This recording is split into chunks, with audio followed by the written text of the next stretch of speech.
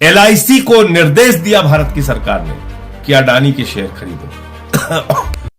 अडानी के साम्राज्य में एक नया भूचाल आ गया है और ये थमने का नाम नहीं ले रहा है। जैसे कि देख सकते हैं इंडिया पार्लियामेंट में भी अडानी के जो विपक्षी हैं उन्होंने काफ़ी ज़्यादा बायकॉट करना स्टार्ट कर दिया है। अडानी के संपत्ति को जब्त करने की बात कही जा रही है। वहीं दूसरी ओर अगर हम देखें तो अमेरिका के हिंडनबर्ग कंपनी ने भी अडानी को चेतावनी दी है कि वो अमेरिका में आकर अपना केस फाइल कर सकते हैं और हमको झूठा साबित कर सकते हैं अगर हम झूठे हैं तो सच्चाई क्या है, सच कौन जानता है, क्या कंडीशन है और आज पार्लियामेंट में क्या क्या हुआ, ये सारी चीज़ें हम बहस करने वाले हैं इस वीडियो के माध्यम से। तो नमस्कार, आदाब, सत श्री अकाल दोस्तों। देरी न करते हुए स्टार्ट करते हैं वन बाय वन पॉइंट। आज क्या क्या प्रॉब्लम्स क्रिएट हुई हैं और क्या अडानी ग्रुप्स के शेयर कंटिन्यू क्यों नीचे डाउन जा रहे हैं। जैसे कि कंडीशन आप देख सकते हैं, डे बाय डे जो अडानी ग्रुप्स के शेयर है काफ़ी बुरे तरीके से नीचे जा रहे हैं और पूरी तरीके से अडानी जो ग्रुप है बर्बाद हो रहा है।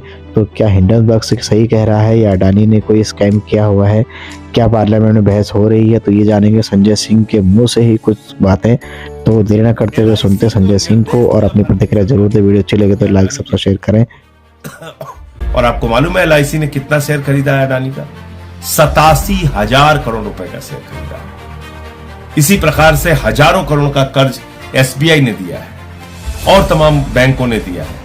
तो आप कल्पना कीजिए कि कितना बड़ा भ्रष्टाचार है। एलआईसी में लोग अपनी जिंदगी की गाढ़ी कमाई का पैसा लगाते हैं, एसबीआई में लोग अपनी जिंदगी की गाढ़ी कमाई का पैसा जमा करते हैं। क्या नारा है एलआईसी का? जिंदगी के साथ भी और जिंदगी के बाद भी। यानी कि ईश्वर ना करे कि आपके साथ कोई दुर्घटना हो जाए तो आपके परिवार का सहारा बनेगा एलआईसी। आपकी बेटी का सहारा, आपके बेटे का सहारा, आपके बच्चों का सहारा, आपके परिवार का सहारा बनेगा एलआईसी। आज उस एलआईसी को एक व्यक्ति ने डुबो दिया, अडानी ने।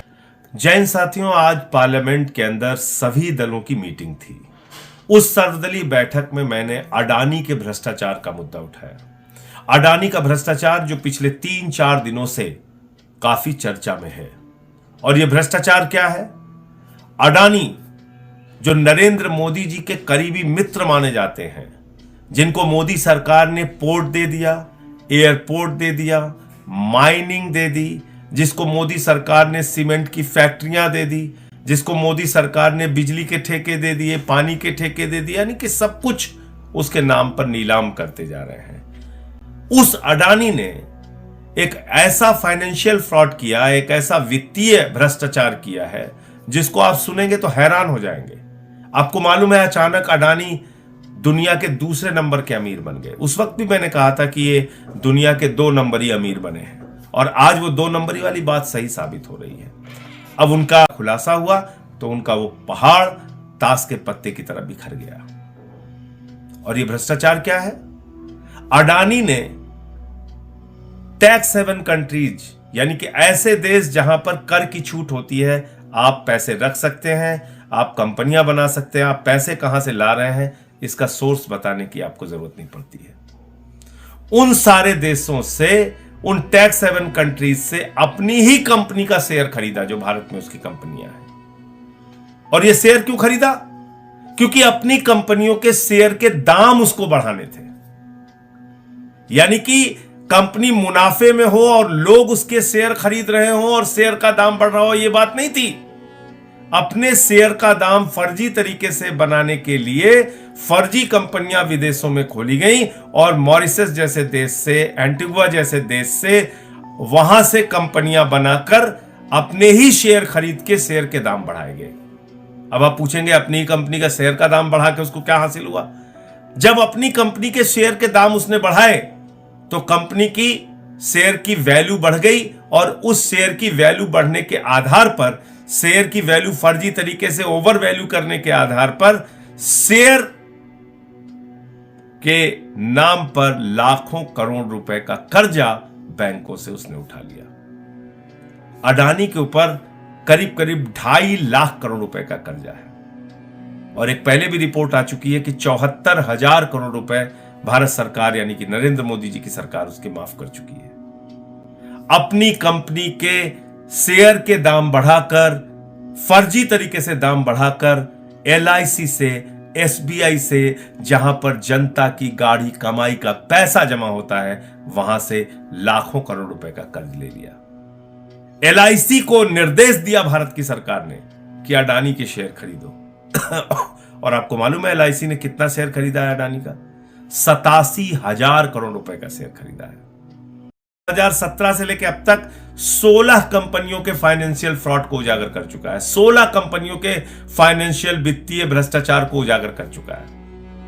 उसमें अमेरिका की भी कंपनी है तो फिर उसने अमेरिका पे भी हमला कर दिया। उसमें चाइना की भी कंपनी है तो उसने चाइना पे भी हमला कर दिया। उसमें जापान की भी कंपनी है तो उसने जापान पे भी हमला कर दिया।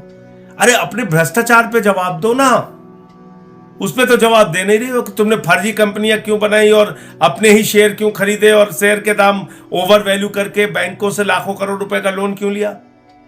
जनता की गाढ़ी कमाई का पैसा डुबोया क्यों?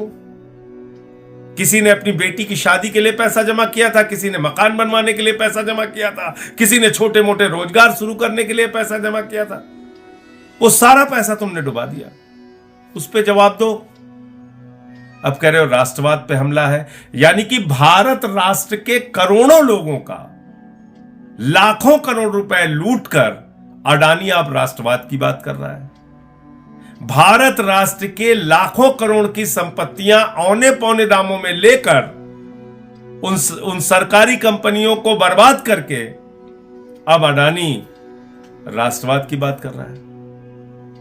तो इस राष्ट्रवाद के नारे के पीछे तुम्हारा भ्रष्टाचार छुपेगा नहीं, क्योंकि इसी भारत राष्ट्र के करोड़ों लोगों को तुमने लूटा है। और इसलिए मैंने भारत के प्रधानमंत्री को चिट्ठी लिखी है, सेबी को चिट्ठी लिखी है, income tax department, CBI, ED सबको चिट्ठी लिखी है कि बगैर देर किए अडानी और उसके परिवार का पासपोर्ट जब्त किया जाए। क्यों? क्योंकि पहले भी इस तरह के बड़े भ्रष्टाचार करके 20,000 करोड़ रुपए लेके नीरव मोदी भाग गया, मेहुल चौकसी भाग गया, 10,000 करोड़ रुपए लूट के विजय माल्या भाग गया, 3,000 करोड़ लूट के ललित मोदी भाग गया, 6,000 करोड़ लूट के नितिन संदेशरा भाग गया। ऐसे तमाम लोग इस देश की जनता की गाढ़ी कमाई, तक कोई कार्रवाई नहीं हो रही इन लोगों पे। अडानी के पूरे ग्रुप पे कहीं कोई कार्रवाई नहीं हुई। क्यों? क्योंकि ये भारत के प्रधानमंत्री के सबसे करीबी मित्र हैं।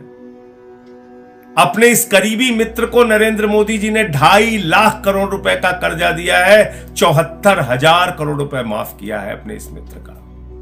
आप कल्पना कीजिए, आपको अगर नौकरी देने की बात आती है तो कहते हैं -20 डिग्री टेम्परेचर में देश की सेवा करो और 4 साल के बाद रिटायर होकर दर दर की ठोकरें खाओ, अग्निवीर बन जाओ।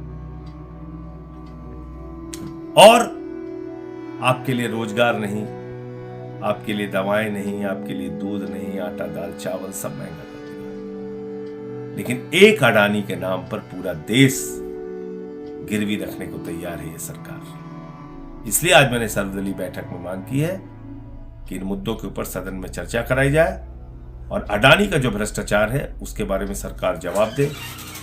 मैंने चिट्ठी भी लिखी है कि इनके पासपोर्ट जब्त किए जाए और चर्चा की मांग इसलिए की है कि आज करोड़ों लोग भयभीत हैं, डरे हुए हैं, चिंता के बादल उनके सर पे मंडरा रहे हैं कि उनकी जिंदगी की गाढ़ी कमाई का पैसा एलआईसी में, एसबीआई में, तमाम बैंकों में डूब रहा है और सरकार सुन। तो संजय सिंह के बयान से आपके बहुत सारे डाउट क्लियर हो गए होंगे, इसीलिए हमने इनकी एक रिकॉर्डिंग्स आपको सुनाई थी और इनका वीडियोस आपको दिखाया था। तो ये था सरकार के कुछ कारनामे और ये थे कुछ अडानी के कुछ कारनामे जो आपके सामने समक्ष थे। तो बने हमारे साथ, ऐसे फिर हम मिलते हैं नए वीडियोस के साथ। अब तक के लिए हमें इजाजत। जय हिंद, जय भारत।